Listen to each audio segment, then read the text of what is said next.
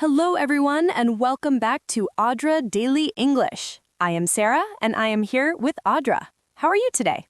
I am doing great, Sarah. Really great. And I have to say, today's topic is one I personally wish someone had taught me before my first serious job interview, because I went in completely unprepared and it showed. Oh no! What happened? I just was not ready for the types of questions they asked. I had prepared what I wanted to say about myself, but I had no idea there were different categories of questions that need completely different types of answers. I just treated every question the same way, and some of my answers were really weak. And that is exactly what we are fixing today, because today we are going deeper than just individual questions. Today, we are talking about the types of questions interviewers ask, what kind of answer each type needs, and most importantly, how to prepare properly before you walk into any interview. Because preparation is everything. The difference between a candidate who gets the job and one who does not is almost never about who's more intelligent or more qualified. It is almost always about who prepared better. So, by the end of this episode, you are going to understand the 5 main types of interview questions, exactly what kind of answer each one is looking for, the phrases that make your answers sound professional and confident, and a step-by-step preparation method you can use before any interview. Because preparation is everything. The difference between a candidate who gets the job and one who does not is almost never about who's more intelligent or more qualified. It is almost always about who prepared better. So, by the end of this episode, you are going to understand the 5 main types of interview questions, exactly what kind of answer each one is looking for, the phrases that make your answers sound professional and confident, and a step-by-step preparation method you can use before any interview. Before we start, quick question. What is the interview question you find most difficult to answer? Drop it in the comments. We read everything, and it will help us make future episodes too. Yes, please tell us. And if Oudra Daily English is helping you, hit that like button and subscribe. It really does help us make more content for you. All right, are you ready, Oudra? Let's do this. Okay, so let us start with the big picture. When you walk into a job interview, the interviewer is trying to find out 3 things. Can you do this job? Meaning, do you have the skills and experience? Will you do this job? Meaning, are you motivated and committed? And will you fit here? Meaning, are you the right personality and attitude for this team and this company? Everything they ask, every single question, is trying to answer one of those 3 things. Can you do it? Will you do it? Will you fit? If you keep that in mind while you're preparing, everything becomes much clearer. Now, the 5 types of questions. Type 1 is what we call the opening question. Type 2 is the competency or behavioral question. Type 3 is the situational question. Type 4 is the motivational question. And Type 5 is the curveball question. Let's go through each one. Type 1, the opening question. These are the questions that come at the very beginning of the interview. They're designed to warm things up, get you talking, and give the interviewer a first impression of how you communicate. The most classic opening question is, tell me about yourself, but you also get versions like, walk me through your background, give me a quick overview of your experience, or how would you describe yourself professionally? Now, the mistake most people make with opening questions is they either go too short, I studied business and worked in marketing, or they go way too long and basically read out their entire CV out loud for 5 minutes. The ideal answer to any opening question is about 90 seconds to 2 minutes. It has 3 parts: where you are now, how you got here, and why you are here today specifically in this interview for this role: present, past, and purpose. So a strong answer sounds like this. Currently, I work as a project coordinator at a mid-sized technology company where I manage cross-functional teams and oversee delivery timelines. Before that, I spent 3 years in a client-facing role in the same industry, which gave me a strong foundation in communication and stakeholder management. I'm here today because I'm ready for more strategic responsibility, and from everything I've read about this company, this role seems like exactly the right next step for me. Present, project coordinator, what I do. Past, 3 years in client-facing role, what I learned. Purpose, why I am here and why this specific role. Clean, professional, memorable. Useful phrases for opening questions. I'm currently working as blank, where I'm responsible for blank. Before that, I spent blank years doing blank, which gave me blank. I'm drawn to this role because blank. What excites me about this opportunity is blank. Type 2, competency questions, also called behavioral questions. These are probably the most common type in professional interviews and the ones that people struggle with the most. Competency questions always ask you to talk about something you've actually done in the past.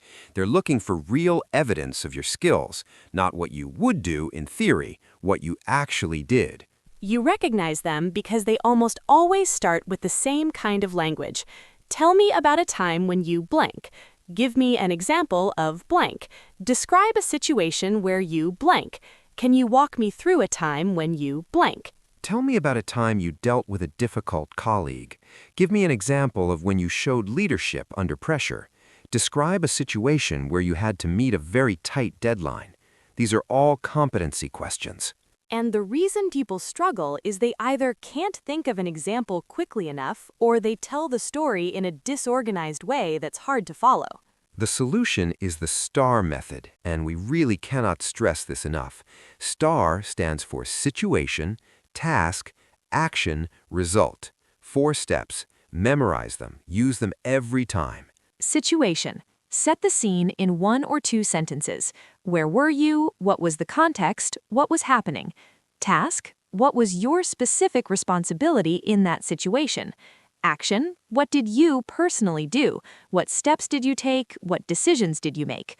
Result. What happened? What was the outcome? What did you achieve or learn? Let me show you the difference between a weak answer and a STAR answer for the same question. The question is, tell me about a time you dealt with a conflict in your team. Weak answer. Well, we had some disagreements sometimes in my last job. People didn't always get along, but we managed to sort it out in the end, and things got better. That tells us almost nothing. No context, no specific action, no real result. The interviewer has no idea what actually happened or what you actually did. Now, the same question with STAR. Situation. In my previous role, we had a team of 6 people working on a long-term client project. About halfway through, 2 team members developed a serious disagreement about the direction of the project, and it was affecting the whole team's productivity. Task. As the senior team member, I felt responsible for addressing it before it caused the project to fall behind. Action.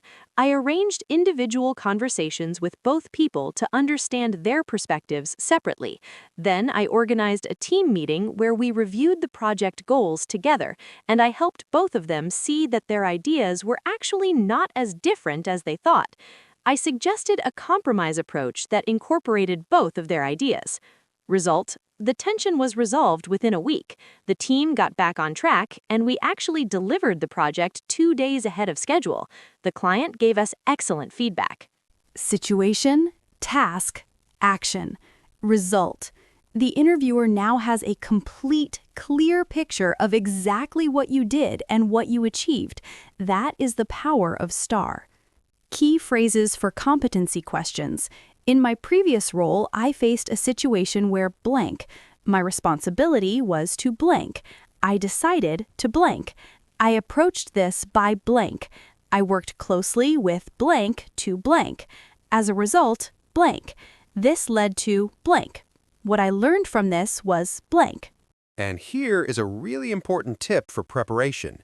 Before any interview, write down 5 to 7 real stories from your past experience that demonstrate different skills: leadership, problem solving, communication, working under pressure, dealing with failure, teamwork, initiative.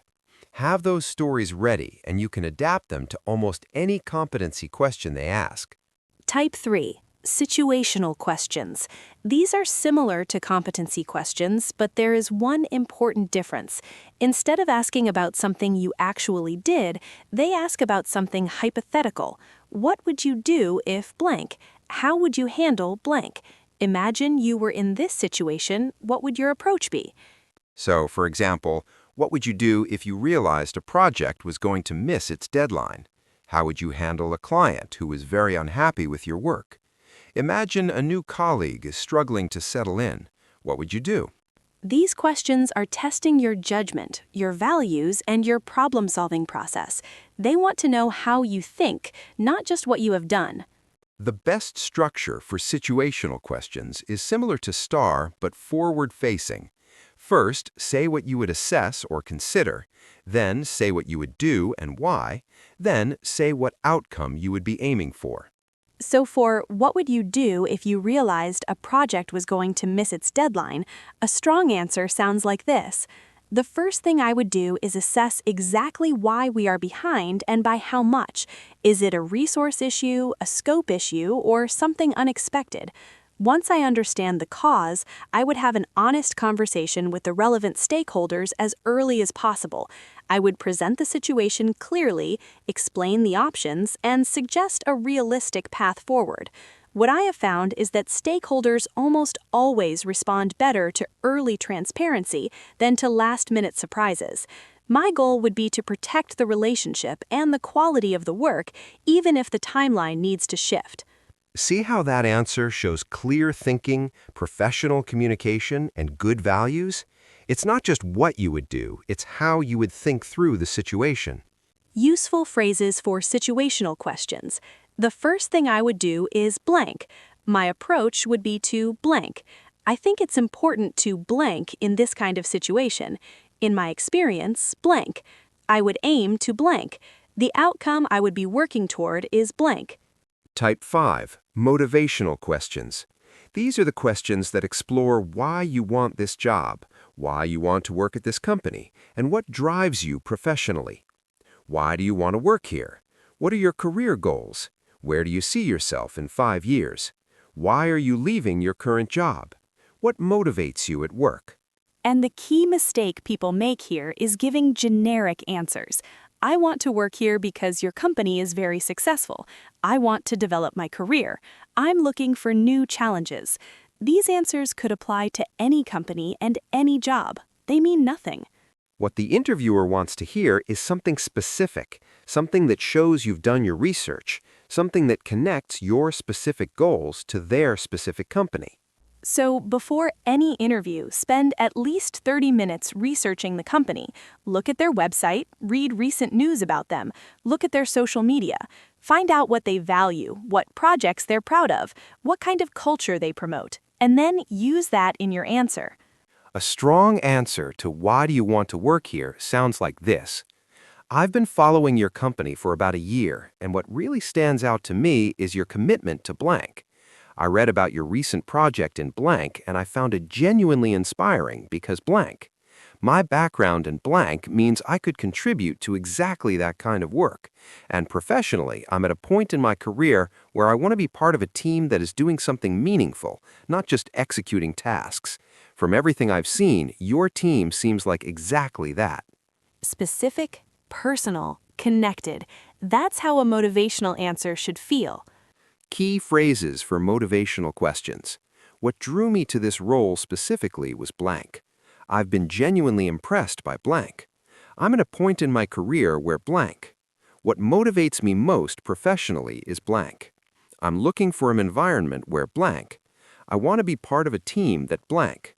And for the where do you see yourself in 5 years question, be honest, but frame it in a way that shows ambition and alignment with the company. Something like, in 5 years, I hope to have developed deep expertise in blank and to be taking on more responsibility within a team. I'm not looking to jump between companies. I want to find somewhere I can grow with and genuinely contribute to over time. That last part is important. I want to find somewhere I can grow with. It tells the interviewer you're looking for a long-term relationship, not just a stepping stone. That's very attractive to most employers. Type 5, the curveball question, and this is the one that catches people completely off guard. These are unexpected, unusual, or deeply personal questions. What's your biggest failure? What would your worst enemy say about you? If you were an animal, what would you be and why? How many piano tuners are there in this city? Yes, that last one is a real type of question. Some companies use it to test how you think through a problem out loud. They don't actually want the right number. They want to see your process. For the analytical ones, like the piano tuner question, think out loud. Show your reasoning.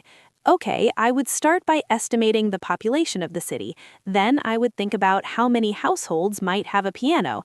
Then how often pianos need tuning. Then how many tunings one person could do per day. I'm probably looking at somewhere between blank and blank. The exact number matters less than showing you can approach an unknown problem systematically. For the personal ones, like what is your biggest failure, be honest. Don't say, I've never really failed. No interviewer believes that, and it makes you sound either dishonest or unaware. Choose a real failure, one that happened, one you took responsibility for, and one that you genuinely learned from. A strong answer sounds like this. A few years ago, I was leading a project and I made the mistake of not communicating clearly enough with one of the key stakeholders early in the process. By the time we delivered, some of their expectations had not been met and we had to redo a significant amount of work. It was frustrating for everyone, and I felt genuinely responsible. What I took from it was the importance of over-communicating at the start of any project, rather than assuming alignment. Since then, I've made structured kickoff meetings a non-negotiable part of my process, and I haven't had that problem again. Real failure, personal responsibility, lesson learned, change of behavior, growth. That's what a great failure answer looks like. Okay, now let's talk about how to actually prepare, because knowing all of this is one thing, being ready to deliver it in a real interview is another. Step 1. Research the company and the role deeply. Spend at least 1 hour on this. Read their website, their recent news, their social media, any reviews from employees. Find out what they value and what challenges they face. Write down 3 to 5 specific things that genuinely interest or impress you. These will feed directly into your motivational answers. Step 2. Study the job description carefully. Every line of a job description is telling you what they need. Highlight the key skills and responsibilities. Then for each one, ask yourself, do I have evidence of this? Find one real example from your past for each key skill they mention. Step 3. Prepare your 5 to 7 star stories. Think back through your experience. Choose stories that cover leadership, problem solving, teamwork, communication, handling pressure, and dealing with failure or difficult situation. Write them out using the STAR structure. Practice telling them out loud so they feel natural. Step 4. Prepare your opening statement. Practice your "tell me about yourself" answer until it feels completely natural. Record yourself if you can. Listen back. Does it flow? Is it too long? Does it answer present, past, and purpose? Keep refining it until you feel confident. And finally, step 7. On the day itself, arrive early. Bring a copy of your CV. Take a few deep breaths before you go in. And remember that the interviewer wants you to do well. They are not there to trick you. They are there to find the right person. And you have prepared. You are ready. Let us do a super quick final recap. 5 types of questions. Opening questions, present, past, purpose, 90 seconds. Competency questions, real past examples using STAR, situation, task, action, result. Situational questions, hypothetical judgment, show your thinking process. Motivational questions, specific research, personal connection, genuine alignment. Curveball questions, think out loud, be honest, and show growth. And for preparation, research the company, study the job description, prepare STAR stories, practice your opening, prepare your questions, and practice out loud. Here's your challenge. Write your answer to "Tell me about yourself" in the comments using the present, past, purpose structure. We will read every single one and give you feedback. And if this episode helped you, please give it a like and share it with someone who has an interview coming up. It could genuinely change their result. Subscribe to Oudra Daily English for new episodes every single week. We make every one for you. You are more prepared than you think. Walk in there with your head up. Until next time, take care everyone. See you soon.